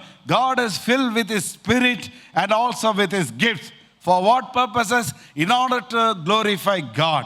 அன்பான தேவ மக்களே, நம்முடைய வாழ்க்கையில ஆவியானவரால் நிரப்பப்பட்டது மட்டுமல்ல, அவருடைய வரங்களை எல்லாருக்கும் ஆண்டவர் தந்திருக்கின்றார். இந்த வரங்களை எதற்கு ஆண்டவர் தந்திருக்கிறார் என்றால், அவருடைய சித்தத்தை செய்யும்படியாக. இங்கு அவருடைய ஒரு ஜெபத்தை நாம் பார்க்கின்றோம். என்ன ஜெபம் தெரியுமா? உம்முடைய கரத்தை நீட்டி உம்முடைய வசனத்தை முழு தைரியத்தோடு சொல்லும்படியாக, பிணியாளிகளை குணமாக்கும்படியாக எங்களுக்கு இந்த வரங்களை தாரும். அன்பான தெய்வ மக்களே, ஒருவேளை அநேக இடங்களிலே நாம் செல்லும் பொழுது யாரும் இருக்க மாட்டார்கள். ஆண்டவருடைய நாமத்தினாலே நாம் ஜெபிக்கும் பொழுது ஆண்டவர் நம் மூலமாக அற்புதங்களையும் அடையாளங்களையும் செய்வதற்கு அவர் போதுமானவராய் இருக்கிறார். ஆவியானவரால் நாம் நிரப்பப்பட்டது மட்டுமல்ல, அவருடைய வரங்களை நம்முடைய வாழ்க்கையிலே ஆண்டவர் அவருடைய அழைப்பிற்கு ஏற்றது போல நமக்கு தந்திருக்கிறார். நான் பல ஆண்டுகள் ஆதிவாசி மக்கள் மத்தியிலே ஊழியத்தை செய்யும் பொழுது, பல இடங்களில் ஆண்டவருடைய நாமத்தினாலே ஜெபிக்கும் பொழுது மற்ற துஷ்ட ஆவியில் இருந்த அநேக மக்கள் விடுதலை பெற்றார்கள். என்னுடைய விசுவாசிகள் நினைத்து விட்டார்கள் நம்முடைய ஊழியருக்கு தான் இந்த வரத்தை ஆண்டவர் தந்திருக்கிறார். அதன் பின்பதாக நாங்கள் அவரோடு பேசி ஆண்டுடைய வார்த்தைகளை சொன்ன பின்பதாக என்னை காட்டிலும் எங்களுடைய விசுவாசிகள் படிக்காதவர்களுக்கு ஆண்டவர் உன்னதமான வரங்களை ஆண்டவர் தந்திருக்கிறார். எத்தனையோ பணிக்கடங்களில் மரித்தவர்கள் ஆண்டுடைய கிருபையினாலே ஜெபிக்கும் பொழுது மக்கள் எல்லாம் அழுது கொண்டிருக்கும் பொழுது மரித்த மக்கள் எழுந்திருக்க ஆண்டவர் கிருபை தந்தார். அல்லேலூயா. ஆண்டவர் இந்த நாட்களில் செயல்படுகிறார். ஊழியர்கள் என்று சொல்கின்றவர்கள் மட்டுமல்ல, அழைக்கப்பட்ட மக்களாகிய நம் அனைவரையும் கொண்டு ஆண்டவர் செயல்படுகிறார். ஒருவேளை ஆண்டவர் உங்களை மருத்துவமனையிலே பணியை வைத்திருக்கலாம், கல்லூரியிலே கல்விக்கூடங்களிலே வைத்திருக்கலாம், வங்கிகளை வைத்திருக்கலாம். ஒருவேளை ஊழியர் என்ற நிலைமையிலே நாங்கள் வர முடியாது. அங்கு ஆண்டவர் உங்களை வைத்து உங்களுடைய ஜெபத்தின் மூலமாக ஆண்டவர் வரங்களை பயன்படுத்துவதற்கு போதுமானவராயிருக்கிறார். அல்லேலூயா, அல்லேலூயா. எனவே நம்முடைய தனிப்பட்ட வாழ்க்கையின் மூலமாக சாட்சி பகிர ஆண்டவர் கிருபை தருகிறார். 5ஆம் அதிகாரத்துக்கு நேராக செல்வோம். முதலாவதாக, through our personal life the spirit of God helps us to testify him. Secondly, through our family life, நம்முடைய குடும்ப வாழ்க்கையின் மூலமாக ஆண்டவர் செயல்படுகிறார். இங்கு 5ஆம் அதிகாரத்திலே அனனியா என்னும் பேருள்ள ஒருவனும் அவருடைய மனைவி குறித்து நாம் பார்க்கின்றோம். இதனுடைய பின்னணிகள் தெரியும். நிலத்தை வித்தார்கள், இப்பொழுது அவர்கள் நடிக்கின்றார்கள். என்ன நடிப்பு? ஒருவேளை எல்லாவற்றையும் நாங்கள் கொடுக்கிறோம் என்று 2ஆம் வசனத்திலே பார்க்கின்றோம். தன் மனைவி அறிய அவன் கிரயத்திலே ஒரு பங்கை வஞ்சித்து வைத்து ஒரு பங்கை கொண்டு வந்து அப்போஸ்தலருடைய பாதத்திலே வைத்தான். பேதுரு அவரை நோக்கி, அனனியாவே, நிலத்தின் கிரயத்தின் ஒரு பங்கை வஞ்சித்து பரிசுத்த ஆவினிடத்தில் போய் சொல்லும்படி என்று நாம் இங்கு பார்க்கின்றோம். இதில் பார்க்கின்ற ஒரு முக்கியமான காரியம் என்னவென்றால், குடும்பமாக ஆண்டவரை ஆராதிக்கின்றார்கள். குடும்பமாக ஆண்டவருக்கு இப்பொழுது ஏதாவது காணிக்கை கொடுக்க வேண்டும். ஒருவேளை எல்லாவற்றையும் விற்று ஒரு பகுதியை வைப்பதற்கு அவர்களுக்கு சுதந்திரம் உண்டு. ஆனால் இங்கு நாம் பார்க்கின்றோம், எல்லாவற்றையும் கொடுப்பது போல நடித்து விட்டார்கள். அன்பான தேவ மக்களே, இதுதான் ஒரு முக்கியமான காரியம். முழுதுமாக கொடுப்பதோ பாதி கொடுப்பதோ அவருடைய விருப்பம். ஆனால் இவர்கள் என்ன செய்து விட்டார்கள்? குடும்பத்தில் இருவருமாக இணைந்து கொண்டார்கள். குடும்பம் என்று சொல்லும் பொழுது ஆரம்பத்தில் நாம் பார்க்கின்றோம், ஆதியாகமம் 2ஆம் அதிகாரத்திலே ஆவியாக இருக்கின்ற அன்பின் ஆண்டவர் அவருடைய சித்தத்தை செய்வதற்கு ஆண்டவர் குடும்பம் என்கின்ற அமைப்பை கொடுக்கிறார். God gives the family a structure in order to fulfill his purposes because God is in spirit. ஆவியாக இருக்கின்ற அன்பின் ஆண்டவர். எனவே நம்முடைய குடும்ப வாழ்க்கையில் ஒருவேளை நம்முடைய விருப்பங்கள் இல்லை, ஆண்டவரே உம்முடைய சித்தம் என்னுடைய குடும்பத்தின் மூலமாக என்ன நடக்க வேண்டும் என்று நம்முடைய குடும்ப வாழ்வை நடத்துவதற்கு ஆவியானுடைய ஆளுகை நிரப்புதல் நமக்கு தேவை. தனிப்பட்ட வாழ்க்கை மட்டுமல்ல, ஏதோ நாம் ஆராதிப்பதற்கு மட்டுமல்ல, சாட்சி பகிர நம்முடைய குடும்பங்களில். ஒருவேளை அனனியா இப்படி வைத்திருக்கும் பொழுது சபிரா என்ன சொல்லியிருக்கலாம், ஐயோ அப்படியெல்லாம் நம்ம பண்ணக்கூடாது. சில நேரங்களில் குடும்பங்களில் என்னென்னா இந்த காரியங்கள் மிக முக்கியம். ஒருவர் தடுமாறும் பொழுது ஆவியானவர் இன்னொருத்தில் சொல்லுவார், இது செய்கிறது தப்புனிட்டு. சில காரியங்கள் நமக்கு ஆசீர்வாதமாக இருந்தால் 2 பேரும் சேர்ந்துக்கிடும். அப்படி தானேங்க? இது தவறு. ஒருவர் தவறான காரியங்களை செய்யும் பொழுது அடுத்தவர் கட்டாயமாக தட்ட வேண்டும். என்னுடைய பைபிள் காலேஜெல்லாம் முடித்து ஆதிவாசி மக்கள் மத்தியில் ஊழியத்தை செய்து கொண்டிருக்கும் பொழுது என்னுடைய அப்பாவுக்கு ஒரு கடிதம் வந்தது. உங்கள் பையன் பைபிள் காலேஜில் முடித்து நன்றாக ஊழியத்தை செய்கிறாரு, வெளிநாட்டில் அவருக்கு படிப்பதற்கு ஒரு வாய்ப்பை நாங்கள் தருகிறோம், இன்டகிரேட்டட் PhD. அப்பொழுது எனக்கு 27 வயது தான். அப்போ எங்கள் வீட்டில் வந்துட்டு இந்த லெட்டர் வந்திருக்குது. நான் அதை பார்க்கவும் இல்லை. விடுமுறைக்கு நான் சென்றிருக்கும் போது அப்பாவுடைய டேபிள் மேலே இருக்குது. அப்போ அந்த லெட்டரை பார்த்துட்டு நான் அப்பாட்ட சொன்னேன், அப்பா இவ்வளோ ஒரு நல்ல வாய்ப்பு தந்திருக்கிறேன், ஏன்பா நீங்கள் எனக்கு சொல்ல?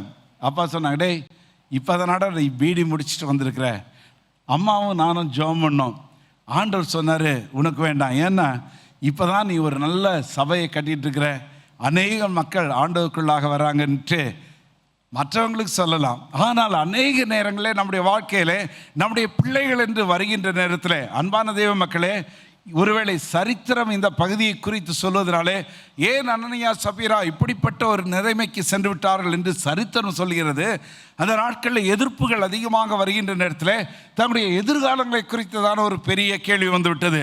ஒருவேளை நம்முடைய பிள்ளைகளுடைய எதிர்காலம், நம்முடைய குடும்பத்தினுடைய எதிர்காலங்கள், அன்பான தேவ மக்களே, அநேக நேரத்தில் ஆண்டவருக்குள்ளாக இருந்தாலும் நம்முடைய தனிப்பட்ட வாழ்க்கையில், குடும்ப வாழ்க்கையில் பிள்ளைகளுடைய எதிர்காலங்கள் என்று வருகின்ற நேரத்தில் ஆண்டவருக்கு பிரியமில்லாத காரியத்தையும் நாம் செய்வதற்கு நாம் கடந்து செல்கிறோம் அல்லவா? குறுக்கான விதத்தில் ஏதாவது நம்முடைய பிள்ளைகளுக்கு அட்மிஷன் வாங்கி அவங்களுடைய வாழ்க்கையை நாம் வளப்படுத்தி விடுவோம். அன்பான தெய்வ மக்களே, மறந்து விடாதீர்கள், பிள்ளைகள் ஆண்டவராலே கொடுக்கப்பட்ட கனி, ஆண்டவராலே கொடுக்கப்பட்ட அன்பளிப்பு. ஆண்டவர் நம்முடைய கரத்திலே பிள்ளைகளை கொடுப்பதற்கு முன்பதாக அவருடைய கரத்தில் இருந்த பிள்ளைகள். இந்த காலை தினத்திலே ஒருவேளை பிள்ளைகளை குறித்ததான கவலைகளோடு ஏக்கத்தோடு ஒருவேளை வந்திருந்தால் ஆண்டவரிடத்தில் சொல்லுவோமா, ஆண்டவரே, எங்களுடைய பிள்ளைகளை நாங்கள் உங்களுடைய கரத்திலே தருகிறோம். ஆவியானவருடைய நிறைவு நம்முடைய பிள்ளைகளுடைய எதிர்காலத்தை குறித்ததான பலவிதமான சிந்தனைகளுக்குள்ளாக இருக்கும் பொழுது ஆண்டவருடைய சமூகத்திலே கொடுக்க வேண்டும்.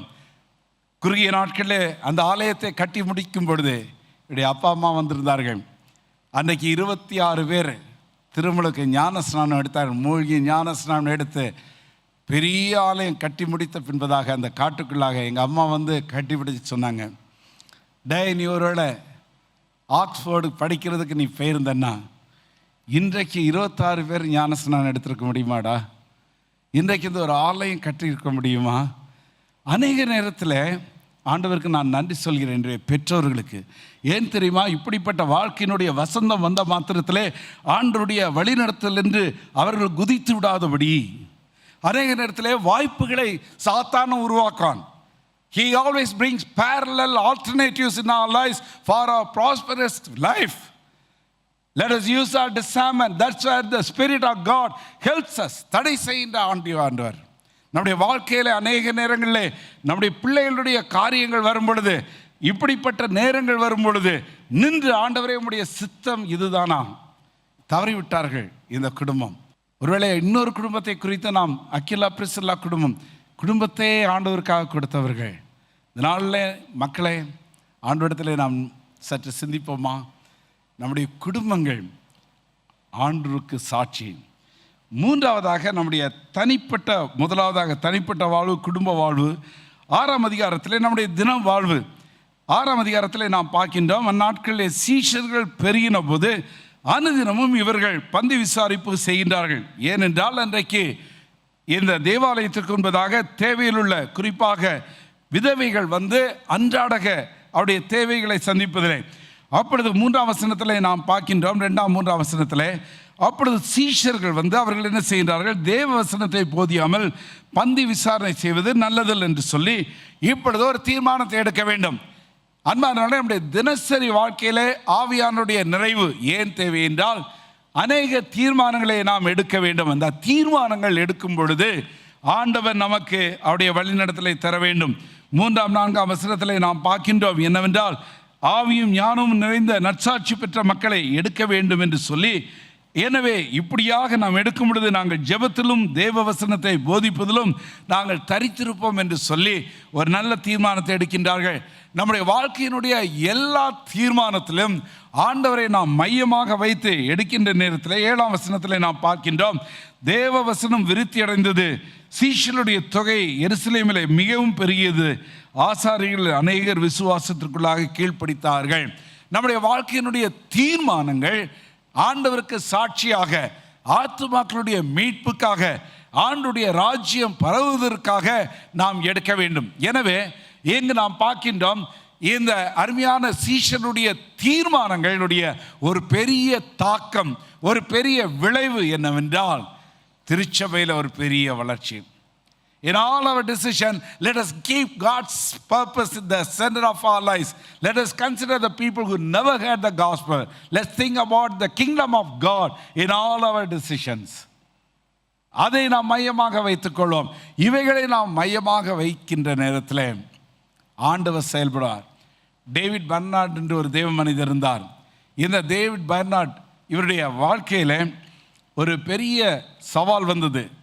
அவர் அதிகமாக படிக்காதவர், ஆனால் ஆண்டவர் அவருக்கு ஒரு தரிசனம் கொடுத்தார். என்ன தரிசனம் என்றால், ரெட் இண்டியன்ஸ் மத்தியிலே ஆண்டுடைய ஊழியத்தை செய்ய வேண்டும். அவர் அந்த ஊழியத்தை செய்வதற்கு செல்வதற்கு பலம் கிடையாது. ஆஸ்மா நோயினாலே இருந்தார். ஆனால் இவர் தன்னுடைய தேசத்திலிருந்து இந்த மக்கள் மத்தியில் சென்று ஆண்டுடைய ஊழியத்தை செய்ய ஆரம்பிக்கும் போது ஆண்டவர் சொன்னார், இந்த மொழியில் வேதாகம் கிடையாது, வேதாகமத்தை மொழிபெயர்ப்பு. அப்பொழுது அவர் மொழியை கற்றுக்கொள்வதற்கு சென்று வரும் பொழுது இரத்த வாந்தி எடுப்பார். ஆனால் தன்னுடைய வாழ்க்கையில் அவர் சொன்னது, ஆண்டவரே, என்னுடைய வாழ்க்கையில் ஒரு தீர்மானத்தை நான் எடுத்து விட்டேன். இந்த மக்களுக்கு வேதாகம் வேண்டும். இந்த உலகத்தில் 2 காரியங்கள் மறையாது. ஒன்று ஆத்துமா, 2வதாக மக்கள். ஆண்டவருடைய வசனம், ஆண்டவருடைய வசனமும் மக்களும் மிக முக்கியமானவர்கள். எனவே இந்த மனிதன் இவைகளுக்கு நேராக தன்னுடைய வாழ்க்கையை கொடுக்கும் பொழுது கடைசியில் 8 ஆண்டுகள் வாழ்ந்தார். தன்னுடைய 28ஆம் வயதில் மரித்து போனார். மரிப்பதற்கு முன்பதாக அந்த மக்கள் மத்தியில் புதிய ஏற்பாட்டை கொடுத்தார்.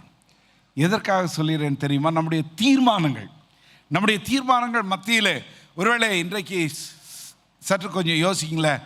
நம்ம எடுக்கிற நிறைய முடிவு, இதில் ஆண்டவருடைய காரியங்கள் எவ்வளோ இருக்குது, நம்முடைய குடும்பத்தையும் சார்ந்த காரியங்கள், நம்முடைய எதிர்காலத்தை குறித்ததான கவலையோடு இருக்கின்ற காரியங்கள், இதெல்லாத்தையும் கொஞ்சம் மனதில் வைத்துக்கொள்வோம். கிறிஸ்துவுக்காக முதலீடு செய்தவர்கள், இழந்தவர்கள் என்று நாம் ஒரு பாட்டு பாடம். கிறிஸ்துவுக்காக இழந்தவர் யாரும் தரித்திரம் இல்லைங்க. கிறிஸ்துவுக்காக முதலீடு செய்தவர்கள் நஷ்டப்பட்டதில்லை. Those who are invested in God's purposes through their decisions, வாழ்க்கையில் ஒரு நாள் அழிந்ததே கிடையாது. அடுத்ததாக 4வதாக, முதலாவதாக தனிப்பட்ட வாழ்வு, பர்சனல் லைஃப். 2வதாக குடும்ப வாழ்வு, ஃபேமிலி லைஃப். 3வதாக தின வாழ்வு, அவர் டெய்லி லைஃப். 4வதாக நம்முடைய பொது வாழ்வு, in our public life, the need of the Spirit of God to testify or to be his witnesses. இங்கு ஸ்தேவானை நாம் பார்க்கின்றோம். இப்பொழுது அவர் ஒரு கூட்டத்துக்கு முன்பதாக பொது இடத்திலே ஆண்டவராகிய இயேசு கிறிஸ்துவை ஆண்டவர் என்று அறிக்கை செய்கின்ற நேரத்திலே 54ஆம் வசனத்துக்கு நேராக வரும். அவருடைய வார்த்தைகளை கேட்கும் பொழுது இந்த மக்களுடைய ஒரு செயலை பாருங்கள். இவைகளை அவர்கள் கேட்ட பொழுது மூர்க்கமடைந்து பல்லை கடித்து நிற்கின்றார்கள். இப்பொழுது இவர்கள் மத்தியிலே, கோபமுள்ள மக்கள் மத்தியிலே நிற்கின்றார் யார்? இந்த ஸ்தேவான். 55ஆம் வசனத்திலே அவர் பரிசுத்த ஆவியினாலே நிறைந்தவராய் வானத்தை அண்ணாந்து பார்த்து தேவனுடைய மகிமையும் தேவனுடைய வலது வாசல் இயேசுவானவர் நிற்பதையும் கண்டு, இந்த பொது இடத்துல எல்லாரும் கோபத்தில் இருக்கும் பொழுது இவரும் கோபத்தில் இருப்பதற்கான ஒரு வாய்ப்பு. ஏனென்றால் நற்செய்தியை சொல்கிற வைராக்கியத்தோடு சொல்லிக் கொண்டிருக்கின்றார். அப்படிப்பட்ட ஒரு சூழல்ல இந்த இடத்துல பாவ மன்னிப்புக்காக நிற்கின்றார். ஆண்டவரே, எனக்கு எதிராக கல்லெறிகின்ற மக்கள், இவர்கள் மீது அவர் கோபப்படாத வண்ணமாக ஆவியானவரால் நிரப்பப்பட்டு சாட்சியை காத்துக்கொண்டார். அன்பானதே மக்களே, அநேக நேரங்களில் நம்முடைய பொது இடங்களில் ஆண்டவர் நமக்கு அநேக விதமான சூழ்நிலைகளை நன்மையாக அல்ல, ஒருவேளை நாம் எதிர்பார்ப்பதற்கு மேலாக கோபமுள்ள மக்கள், நமக்கு எதிராக வஞ்சனை செய்கின்ற மக்கள், இப்படிப்பட்ட மக்கள் மத்தியிலே நம்மை வைத்து நம்முடைய குணங்கள் எல்லாம் அழுத்தப்படுகின்ற நேரத்தில், இதையெல்லாம் போதும் என்று வருகின்ற அந்த காலகட்டத்தில் இங்கே நாம் பார்க்கின்றோம், கோணலும் மாறுபாடியான ஒரு சந்ததி என்று சொல்கிறோம் அல்லவா, அப்படிப்பட்ட மக்கள் மத்தியில் ஆவியினாலே நிரப்பப்பட்டு மன்னிப்பை பேசுகின்றார். அன்பான தேவ மக்களை, நாம் பணி செய்கின்ற இடத்துல நமக்கு மற்றவங்களுக்கு ஏதாவது வித்தியாசம் இருக்குதா?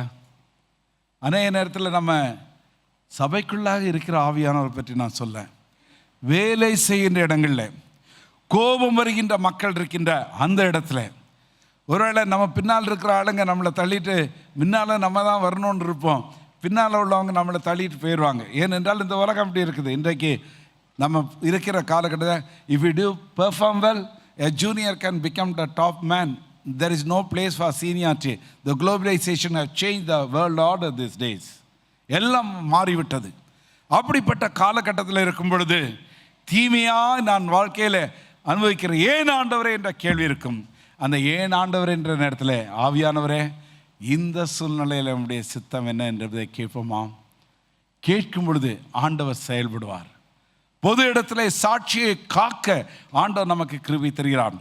ஹோ என்ற ஆதிவாசி மக்கள் மத்தியில் நாங்கள் ஊழியத்தை செய்கிறோம். அங்குதான் கிரகம் ஸ்டெயின்ஸ் ஐயா அவர்கள் எல்லாம் போன 2 வாரத்துக்கு முன்பதாக அங்கு நான் சென்றேன். சில ஆண்டுகளுக்கு முன்பதாக நாங்கள் அங்கு சென்றிருக்கும் பொழுது அந்த ஹோ மக்கள் மத்தியில் அநேக நூற்றுக்கணக்கான ஆயிரக்கணக்கான மக்கள் ஆண்டவரை ஏற்றுக்கொண்டுள்ளார்கள். அப்பொழுது ஒரு சில சகோதரிகளை பார்க்க வேண்டும் என்று என்னுடைய உடன் ஊழியத்தில் சொன்னேன்.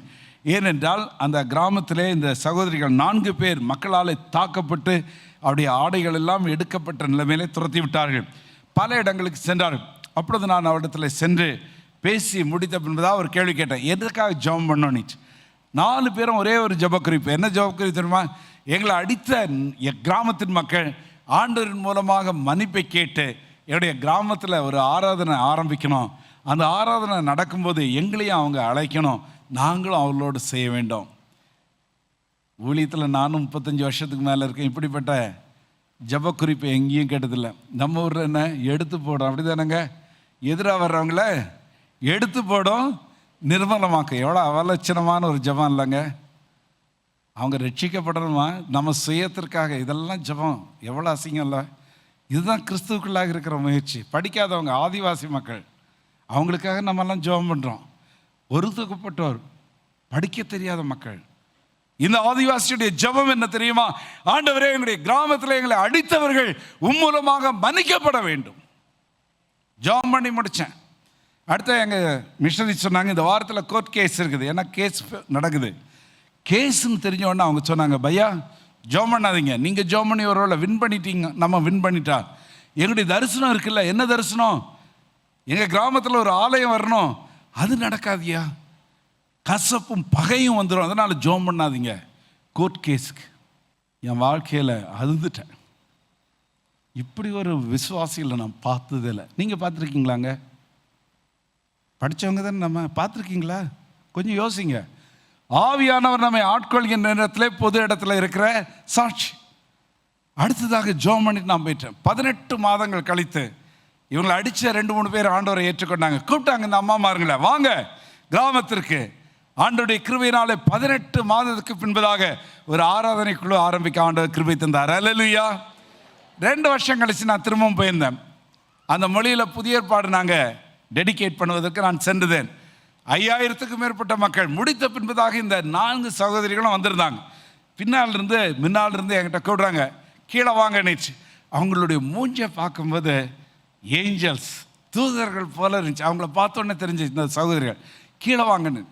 அங்கே கீழே போன உடனே இந்த நல்ல பாம்பு படம் எடுத்த மாதிரி இப்படி தூக்கிட்டு சொன்ன காரியம் என்னென்னா, பையா போன முறை நீங்கள் வரும்போது நாங்கள் 4 பேர் தானே இருந்தோம், இங்கே பின்னால் பாருங்கள் ஒரு 50 பேர் ஏசாமியை ஏற்றுக்கொண்டு எங்களுடைய கிராமத்தில் இன்றைக்கு ஆண்டவரை நாங்கள் ஆராதித்து வரோம். ஹல்லேலூயா.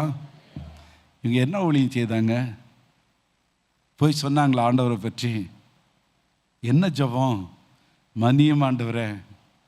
அன்பான தேவ மக்களை, இன்றைக்கு அநேக நேரங்களில் கிறிஸ்தவ மக்கள் சாட்சியை கெட்டு செல்வதற்கு காரணம் என்ன தெரியுமா? பொதுக்க இடங்களில் ஆண்டவருடைய ஆளுகைக்கு நம்முடைய வாழ்க்கையை கொடுக்காத வண்ணமாக ஆவியானவருடைய ஆளுகைக்கு இங்கே நாம் பார்க்கிறோம். ஸ்தேவான் அந்த சூழ்நிலையிலே பொது இடத்திலே அவர் ஆவியானுடைய ஆளுகைக்கு நேராக கொடுத்து பாவ மன்னிப்புக்காக நின்றார்.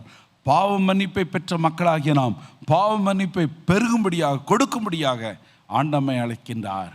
எனவேதான் ஆண்டவர் சொன்னார், யாருடைய பாவங்களை நீங்கள் மன்னிக்கிறீர்களோ அவர்கள் மன்னிக்கப்படும் என்று ஆண்டவர் சொன்னார் அல்லவா? யார் பாவங்களை மன்னிக்க முடியும்? பாவ மன்னிப்பை பெற்ற மக்களாகிய சமுதாயமாகிய நாம் மட்டுமே. The people who receive the forgiveness only can pour out forgiveness to other people. இதனால ஏன் தெரியுமா நம்முடைய குடும்பங்களில் வேலை செய்கின்ற இடத்துல பிரச்சனை தெரியுமா? சாட்சிகள் எல்லாம் தெரியுமா?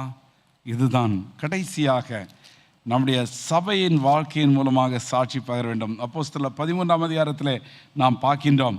2ஆம் வசனத்தில் அந்தியோக்கியா சபையில் பவுலையும் பர்னபாயும் இப்பொழுது ஊழியத்திலே இவர்கள் எல்லாம் ஜெபித்த பின்பதாக ஆண்டவர் சொல்கிறார், அவரை அழைத்த ஊழியத்திற்காக அழைத்து விடுங்கள், பிரித்து விடுங்கள் என்று. அப்பொழுது அவர்கள் உபவாசித்து 3ஆம் வசனத்தில் பார்க்கின்றோம், அவர்கள் மீது கைகளை வைத்து அவர்களை ஊழியத்திற்காக அனுப்பின்றார்கள். சபையானது பவுலும் பர்னபாவும் அந்த சபையிலே மிகவும் வரப்பட்ட வாலிபர்கள்.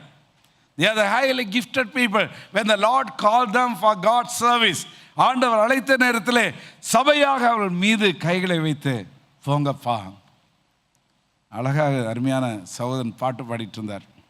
ஆண்டவர் திடீர்னு கூப்பிட்டு, தம்பி நீங்கள் வந்துட்டு வட இந்தியாவில் எங்கேயுமே இப்படி ஆராதிக்கிறவங்க இல்லை, அங்கே உங்கள் வேலையோடு சேர்ந்து நீங்கள் சொன்னால் நம்ம சர்ச்சில் அவங்கள போகிறதுக்கு ஆசை இருந்தாலும் யாரும் விடறதுக்கு கொஞ்சம் யோசிப்போம். அப்படி தானே? கொஞ்சம் யோசிங்க, நல்லா ஆண்டவருடைய சித்தமாக பாருங்கள். ஏன் தெரியுமா? இவர் போயிட்டாரு, இங்கே ஆராதனை நடத்துகிறது யார் இருக்கும்லங்க, கொஞ்சம் இருக்கும்ல. ஆமாம், இங்கே நாம் பார்க்கின்ற சபையில் ஆண்டவருடைய ஊழியத்திற்காக புறப்பட்டு செல்லுங்கள். நான் கூட இப்படி தான் இசைக்கருவி வாசித்துட்டு என்னுடைய ஃபேவரட்டாக இன்ஸ்ட்ருமெண்ட் அக்கார்டின் எல்லாம் வாசித்துட்டு இருக்கும்போது ஆண்டவர் என்ன அழைத்தார், கெட் அவுட், ஊழியத்திற்காக செல். கடந்த 34 ஆண்டு காலமாய் ஊழியம் செய்கிறேன். No regret in serving God. ஊழியத்தை செய்வதில் எந்த விதமான மன கசப்போ வீழ்ச்சியோ கிடையாது.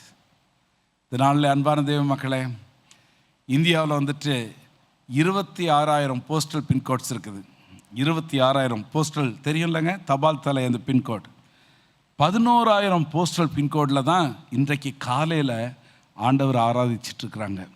மற்ற போஸ்டல் பின்கோட்ஸில் இன்றைக்கு இந்த மீடியா மூலமாக ஆண்டவரை அறிந்திருக்கிறார்கள். ஆனால் அவர்கள் மத்தியிலே சென்று ஊழியத்தை செய்வதற்கு ஆட்கள் அல்ல. ஒரு 15,000 பின்கோட். யாருடைய பொறுப்பு? யாருடைய பொறுப்பு?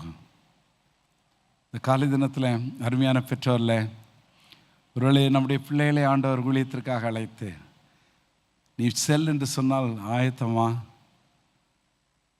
ஒப்புயுங்கள். அருமையான தம்பி தங்கைகளே, எத்தனையோ மக்கள் கூட்டங்கள் மத்தியிலே வேதாகம் இல்லை, எத்தனையோ மக்கள் கூட்டங்கள் மத்தியிலே ஆண்டவரை ஆராதிக்கின்றவர்கள் இல்லை. ஒருவேளை ஆண்டவர் அழைத்தால் இந்த காலை தினத்தில் சொல்லுவோமா, நான் ஆயத்தமாக இருக்கிறேன். ஆண்டவருடைய அழைப்பிற்கு நாம் செல்லும் பொழுது ஆண்டவர் நம்மை கனப்படுத்துவார். என்னை கனப்படுத்தவர்களை நான் கனம் பண்ணுவேன் என்று சொன்னார் அல்லவா, அவர் கனப்படுத்துகின்ற அன்பின் ஆண்டவர். எப்பொழுது தெரியுமா? அவருடைய சத்தத்திற்கு நாம் கீழ்ப்படிந்து ஆவியானுடைய வழிநடத்தலுக்கு நம்முடைய வாழ்க்கையை முழுதுமாக ஒப்படைக்கின்ற நேரத்தில் ஆண்டவர் நம்மை கனப்படுத்துவார். நம்முடைய வாழ்க்கையினுடைய பல விதமான தடைகள் வரக்கூடும். இந்த தடைகள் மத்தியிலும் அவருடைய சமாதானத்தை நம்முடைய வாழ்க்கையில கொடுத்து அவருடைய ஊழியத்தை செய்வதற்கு ஆண்டவர் போதுமானவராக இருக்கிறார். கன்னியாகுமரி மாவட்டத்திலிருந்து ஆண்டவருடைய ஊழியத்திற்காக ஒரு குடும்பம் கிராமத்திற்கு மலை மக்கள் மத்தியிலே சென்றார்கள். ஆண்டவருடைய ஊழியத்தை பல ஆண்டுகள் செய்த பின்பதாக அவர்களுடைய ஊழியம் 8 ஆண்டுகள் முடிந்தது. அவர்களுக்கு 4-5 பிள்ளைகள் இருந்தார்கள். அப்படி சின்ன மகனுக்கு எப்பொழுதும் மாலையிலே காய்ச்சல் வரும் என்று மருத்துவமனை CMC வெள்ளூருக்கு எடுத்து சென்றார்கள். எடுத்து சென்று மருத்துவமனையில் 4 மாதங்கள் இருந்த பின்பதாக மருத்துவர் சொல்லிவிட்டார்கள், இது போலியோ என்ற நோய் வந்திருக்கிறது. அன்றைக்கு சொட்டு மருந்து ஒன்றும் கிடையாது. அதனால் நீங்கள் உங்களுடைய பணியிடத்திற்கு எடுத்து செல்லுங்க, காய்ச்சல் வரும்போது இந்த மாத்திரையை கொடுங்கள்.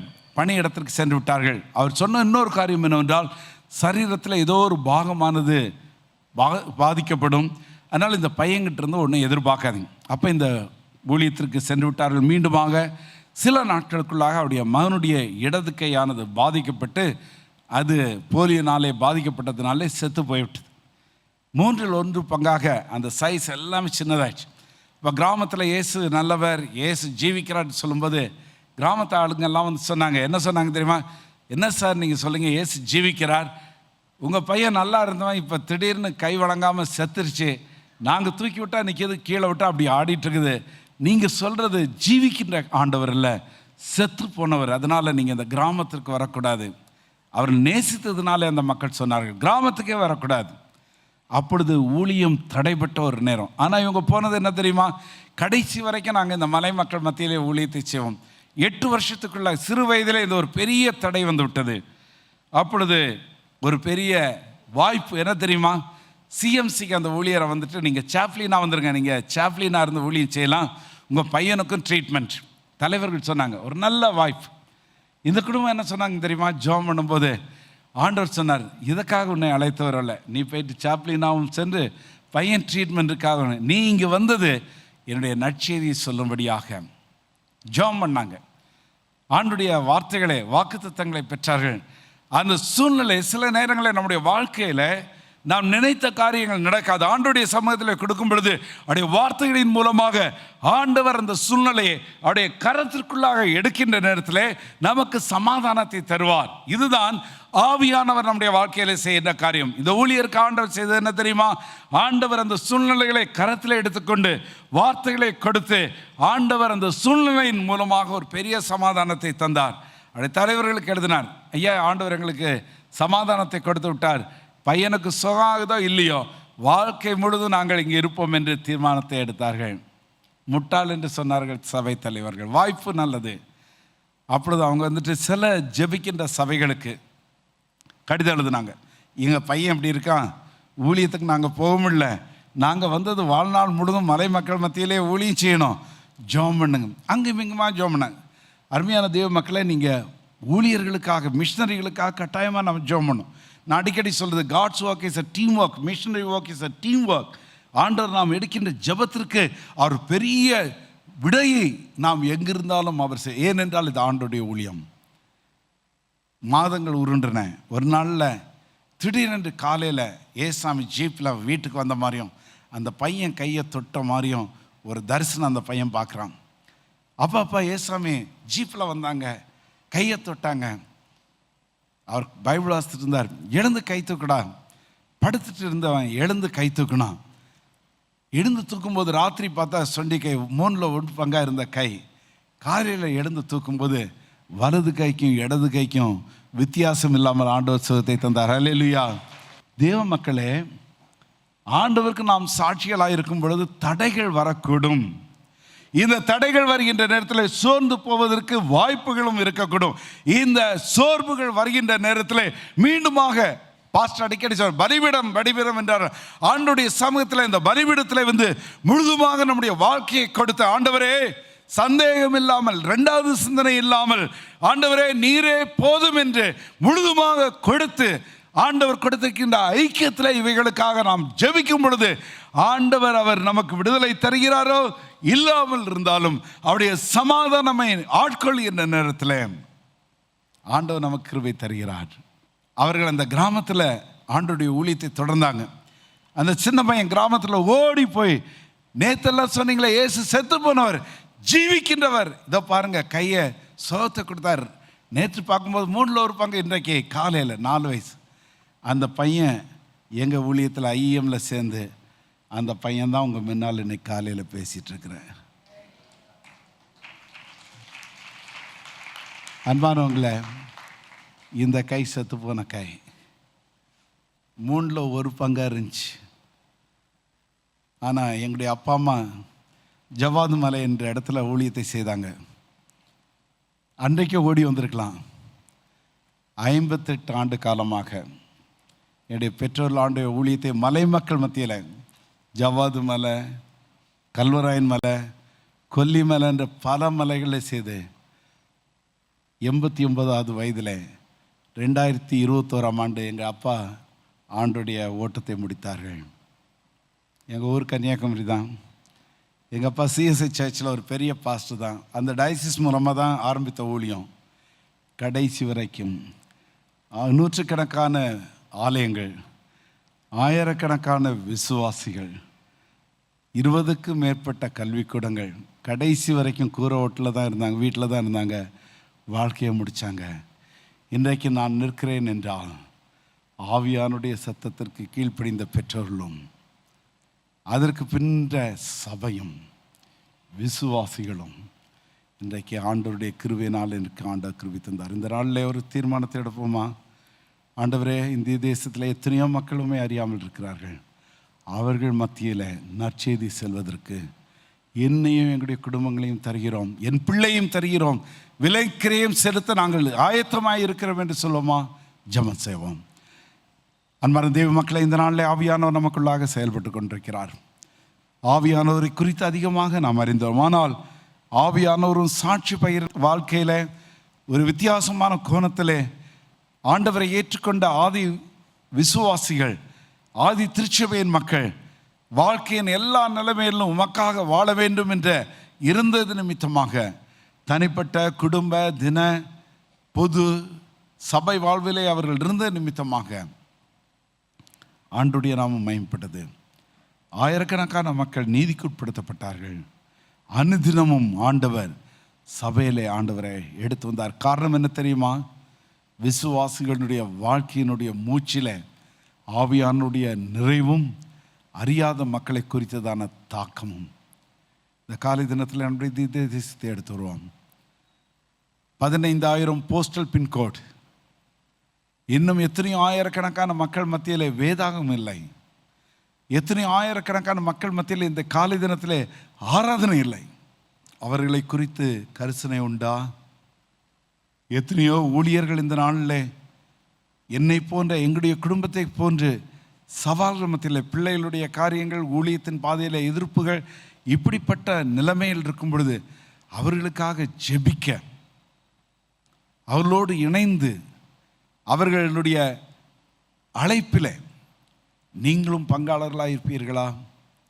அருமையான தம்பி தங்கச்சி அவர்களே, உன்னுடைய வாழ்க்கையினுடைய எதிர்காலத்திற்காக நீ பல காரியங்களை சிந்தித்து கொண்டிருக்கும் பொழுது உன்னுடைய தீர்மானங்கள் எதிர்காலத்திலே ஆண்டுடைய ராஜ்யம் உண்டா? அன்பான பெற்றோர்களே, உங்களுடைய பிள்ளைகளுடைய எதிர்காலத்திற்கு நீங்கள் சிந்தித்து கொண்டிருக்கும் பொழுது அழிந்து போகின்ற மக்களை குறித்ததான தாக்கம் உண்டா?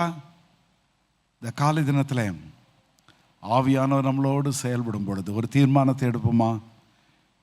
என்னுடைய பெற்றோர்களை எனக்கு சுகத்தை ஆண்டவர் கொடுக்கும் பொழுது என்னுடைய 4வது வயதில் என்னை ஒப்படைத்தார்கள். ஆனால் என்னுடைய 17ஆம் வயதிலே ஆண்டவருக்காக, ஊழியத்திற்காக நான் ஒப்பு கொடுத்தேன். பெற்றோனே, உன் பொறுப்பை நீ செய். ஆண்டவர் ஏற்ற காலத்தில் உங்களுடைய பொருத்தனைகளை அவர் நிறைவேற்றுவார். இது ஆண்டவருடைய பணி. நமக்காக வாழ்ந்து நித்தியத்தை ஒருவேளை அலங்கரிக்க வேண்டிய ஆத்துமாக்கள் உண்டு. அநேக ஆத்துமாக்கள் ஆட்டிக்குட்டியானவருக்கு உண்பதாக பல கோத்திரத்தின் மக்கள் வர வேண்டும், பாஷைக்காரர் வர வேண்டும். நம்முடைய தீர்மானங்களே அந்த காரியத்தை செய்ய முடியும். ஆண்டவரால் முடியாததில்லை, ஆனால் நம்முடைய ஒப்படைப்பு தேவை. நாளில் ஒருவேளை ஆண்டவர் நம்மளோடு பேசினான். இருக்கின்ற இடத்துல கரங்களை தூக்கி, ஆண்டவரே, உங்களுடைய ராஜ்யத்தினுடைய காரியங்களுக்காக ஆண்டவருக்கு ஸ்தோத்திரம், என் பிள்ளையை நான் தருகிறேன். தம்பி தங்கச்சி ஒருவேளை ஆண்டவர் உங்களை அழைத்தால் நானும் ஆயத்தமாக இருக்கிறேன் என்று சொல்லுவோமா?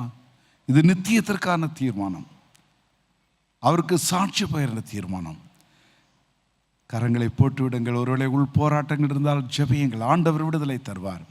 நல்ல அன்பின் ஆண்டவர், இந்த நாளுக்காக உடைய வார்த்தைகளுக்காக நாங்கள் நன்றியோடு உம்மை ஸ்தோத்திரிக்கிறோம்.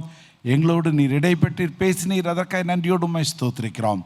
ஆண்டவரே, எங்களை அனைவரையும் நீர் மீட்கப்படுத்துவது மட்டுமல்ல, நாங்கள் சாட்சிகளாக இருக்கும்படியாக எங்களுக்குள்ளாக வாசம் செய்ய பரிசுத்த ஆவியானவரை தந்திருக்கிறேன். அதற்காக நாங்கள் நன்றியோடு உம்மை ஸ்தோத்திரிக்கிறோம். எல்லா நிலைமைகளிலும் நாங்கள் சாட்சிகளாக இருக்க வேண்டும் என்று எங்களுக்கு மீண்டுமாக நினைப்பூட்டு நீர், அதற்காக நாங்கள் நன்றியோடு உம்மை ஸ்தோத்திரிக்கிறோம். நல்ல அன்பின் ஆண்டவரே, நாங்கள் எடுத்த தீர்மானத்திலே தொடர்ந்து நிற்க எங்களுக்கு கிருபையும் பலத்தையும் தர இயேசு மூலம் கேட்கிறோம் நல்ல பிதாவே, ஆமென். ஆண்டவர் நம்மோடு கூட இடைப்பட்டதற்காக ஆண்டவருக்கு நாம் நன்றி சொல்லுவோம். ஒரு பெரிய வேலை இந்த தேசத்தில், இன்னும் அதற்கு ஆட்கள் தேவை, இன்னும் அதற்கு புறப்பட்டு போகிற நபர்கள் தேவை. இன்னும் இந்த ஆண்டவருடைய பணியை செய்கிறதற்கு ஊழியர்கள் தேவை. நம்முடைய சபையிலிருந்து, நம்முடைய குடும்பத்திலிருந்து அப்படிப்பட்ட ஊழியர்கள் புறப்பட்டு போகட்டும். நாம் புறப்பட்டு போக ஆண்டவர் நம்மோடு இடைப்பட்டால் நாமும் அதற்கு அர்ப்பணிப்போம்.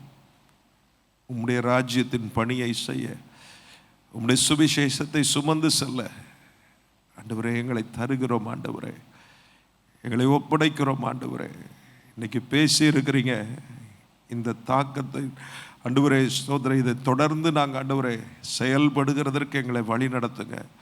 இதற்காக எங்களை ஒப்பு கொடுத்துருக்கிறோம். ஒப்பு கொடுத்த ஒவ்வொருவரையும் நீர் ஆண்டவரே நீர் எடுத்து உபயோகப்படுத்துங்க. நீர் எங்கே கொண்டு போக வேண்டுமோ அங்கே கொண்டு போங்க. எங்கே ஆண்டவரே உம்முடைய பணியை செய்ய வேண்டுமோ அங்கே ஆண்டவரே பணி செய்வதற்கு ஆண்டவரே நேராக உம்முடைய பிள்ளைகளை நடத்துங்க, உதவி செய்யுங்க. ஆண்டவரே கரத்தில் எங்களை தாழ்த்துகிறோம். எங்கள் மத்தியில் செய்தி கொடுத்த அருமையான ஆண்டவரே தேவதாசனுக்காக உமக்கு நன்றி சொல்லுகிறோம். அவர்களுக்காகவும் அவர்களோடு இணைந்து இந்த மிஷினரி பணியில் ஆண்டவரை ஈடுபட்டிருக்கிற ஒவ்வொரு மிஷினரிகளுக்காகவும் ஆண்டவரே ஊழியர்களுக்காகவும் துதிக்கிறோம். அவர்களையும் அவருடைய ஊழியங்களையும் ஆசீர்வதிங்க. கரங்களை உயர்த்தி ஆண்டவரே, அந்த 15,000 பின்கோடு அப்படிப்பட்ட இடங்களில் ஆராதனை நடக்கலை, ஜனங்கள் ஆராதிக்கிறதற்கான வாய்ப்பு இல்லாமல் இருக்கிறாங்க. ஆண்டவரே அந்த பின்கோடில் இருக்கிற ஒவ்வொரு ஆண்டவரே ஜனங்களை ரட்சிக்கும்படியாக நாங்கள் ஜெபிக்கிறோம். ஆண்டவரே அங்கே ஆராதனைகள் ஆரம்பிக்கும்படியாக, ஊழியங்கள் ஆரம்பிக்கும்படியாக நாங்கள் ஜெபிக்கிறோம். சபைகள் ஸ்தாபிக்கப்படும்படியாக நாங்கள் ஜெபிக்கிறோம். ஆண்டவரே அந்த மக்களுக்கு இயேசு அறிவிக்கப்பட வேண்டுமாய் நாங்கள் ஜெபிக்கிறோம். உங்கள் நாமம் அதன் மூலமாய் ஆண்டவரே எங்கள் தேசத்தின் எல்லாம் எங்களும் பரவ கர்த்தர் உதவி செய்யும்படியாக நாங்கள் ஜெபிக்கிறோம். ஆண்டவரே எங்களை தாழ்த்துகிறோம், ஒப்படைக்கிறோம். இயேசுவின் மூலம் கேட்கிறோம் நல்ல பிதாவே, ஆமென். என் ஆத்துமாவே கர்த்தரை ஸ்தோத்திரி, என் முழு உள்ளமே கர்த்தருடைய பரிசுத்த நாமத்தை ஸ்தோத்திரி. என் ஆத்துமாவே கர்த்தரை ஸ்தோத்திரி, கர்த்தர் செய்த சகல உபகாரங்களை மறவாதே. ஆமென். நம்முடைய கர்த்தராகிய இயேசு கிறிஸ்துவின் கிருபையும் பிதாவாகிய தேவனுடைய அன்பும் பரிசுத்த ஆவியானவருடைய அந்யோன்ய ஐக்கியமும் சந்தோஷமும் சமாதானமும் இன்றும் என்றும் எப்பொழுதும் நம் அனைவரோடு கூட என்றென்றைக்கு இருப்பதாக. ஆமென். God bless you.